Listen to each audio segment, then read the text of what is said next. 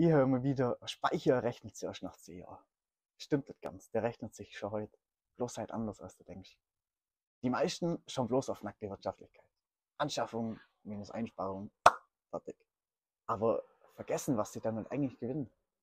Unabhängigkeit. Ohne Speicher schickst deinen Strom einfach ins Netz.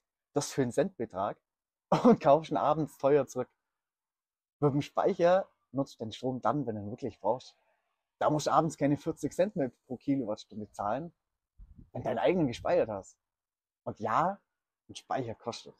Aber er bringt dir Komfort, Autarkie und planbare Energiekosten. Und das ist langfristig Gold wert. Also der Speicher rechnet sich nicht auf 2 Kommastellen, sondern jedes Mal, wenn die Sonne aufgeht.